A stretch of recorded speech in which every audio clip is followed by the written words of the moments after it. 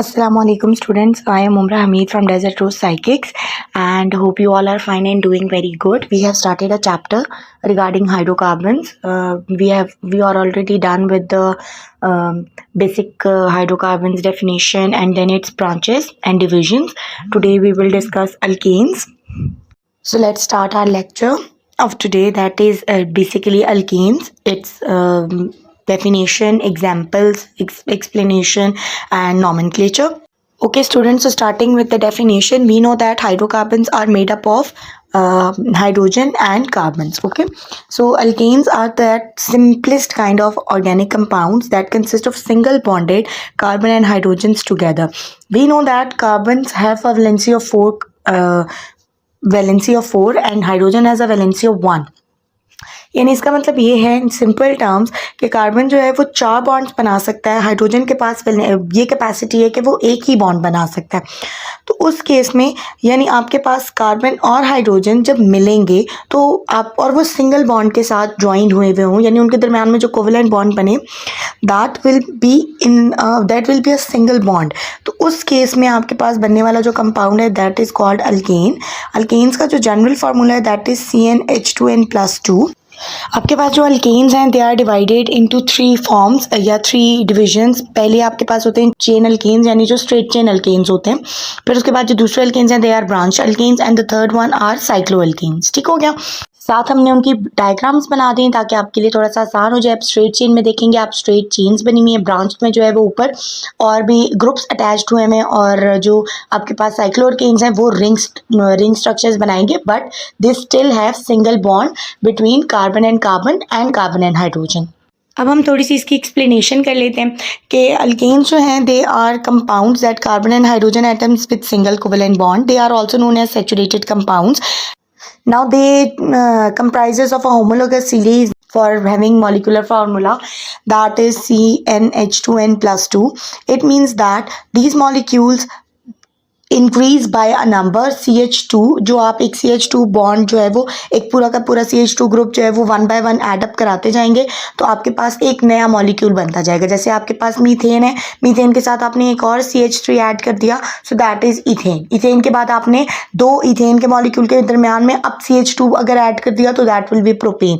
फिर उसके बाद आपने एक CH2 के साथ एक और CH2 यानी 3 की चेन थी, आपने 3 की चेन के अंदर एक और CH2 ऐड कर दिया, so that will be as butane. तो this is the homologous series कि आप जो है वो एक CH2 ग्रुप जो है वो 1 बाय 1 एडअप कराते जाएं और आपको एक नया कंपाउंड जो है वो मिलता जाएगा. और इसी तरह थाउजेंड्स, मिलियंस एंड ट्रिलियंस की जो है वो बड़े बड़े कंपाउंड्स और चेन्स जो है वो बन जाती हैं. ठीक हो गया.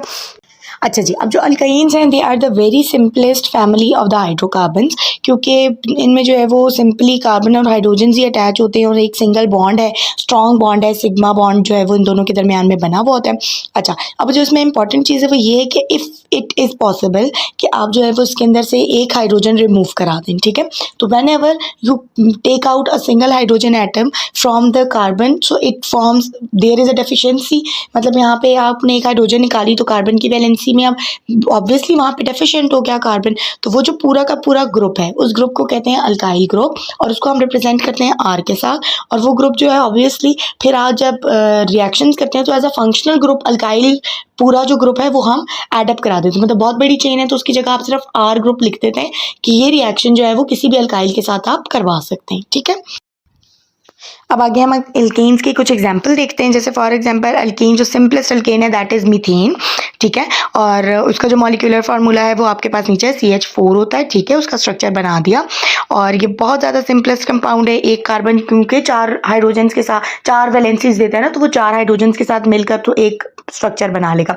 उसके बाद जैसे जैसे आप कार्बन का नंबर ऐड कराते जाएंगे, 7 हाइड्रोजन्स लगाते जाएं, तो वो आपके पास कंपाउंड चेंज होते जाएंगे. दूसरी एग्जाम्पल जो लिखी हुई है यहाँ पे वो थोड़ी सी ज़रा कॉम्प्लेक्स है. जैसे ऑक्टेन की एग्जाम्पल लिखी हुई है तो ऑक्टा का मतलब होता है 8, तो obviously octa means 8, so there are 8 carbon atoms. So as usual जब 8 कार्बन एटम्स होंगे तो फर्स्ट एंड लास्ट के साथ 3 हाइड्रोजन्स लग जाएंगे और जो बीच वाले सारे 6 कार्बन है वो हमने चूंकि होमोलोगस की सीरीज पढ़ ली तो वो हमें पता चल गया कि हर कार्बन के साथ CH2 करते करते ग्रुप्स अटैच हो जाएंगे. ठीक हो गया.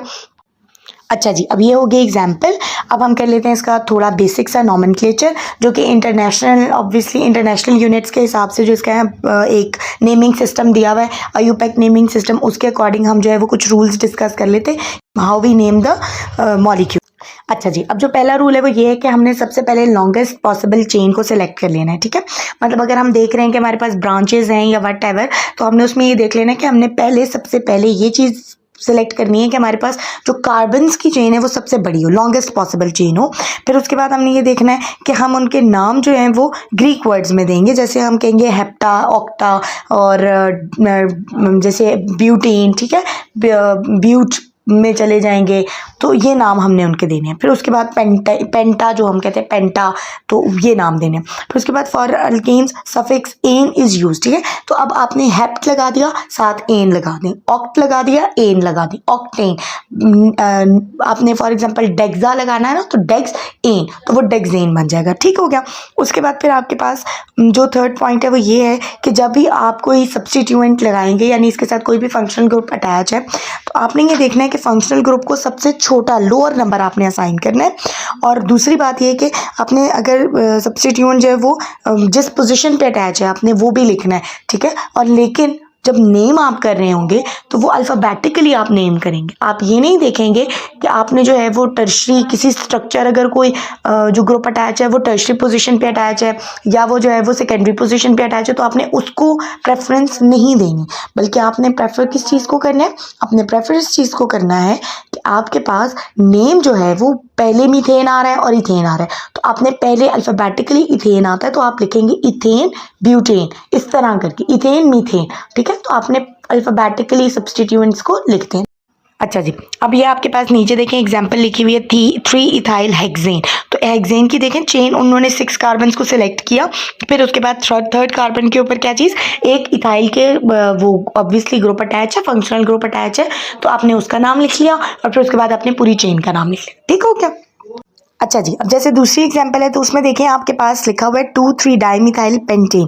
तो आप देखें अगर 1 2 3 करके नंबरिंग स्टार्ट करेंगे तो 2 के ऊपर और 3 के ऊपर, दोनों के ऊपर वो लग गया आपके पास फंक्शनल ग्रुप, और उसके बाद आपकी पूरी चेन किसकी बन गई, पेंटेन की। तो that is so much simple. और लास्ट वाला भी जो है वो इसी तरह है कि इसके अंदर क्या है कि मिथाइल है, फिर 10 की ऑक्टेन, जो 8 का जो है वो चेन उन्होंने सिलेक्ट कर ली, और उसके बाद उन्होंने बता दिया कि 4 और 3 के ऊपर 2 ग्रुप सब्स्टिट्यूएंट्स अटैच, ठीक है।